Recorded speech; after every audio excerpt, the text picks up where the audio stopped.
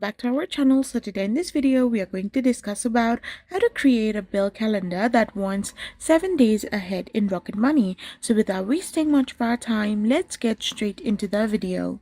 So currently Rocket Money does not offer a dedicated bill calendar that can be figured or configured to simply provide a 7-day advance money warning.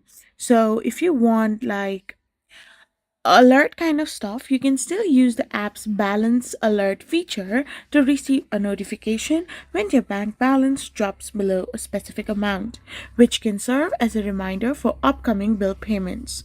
So you can simply open your Rocket Money, navigate to the gear icon on the top left corner.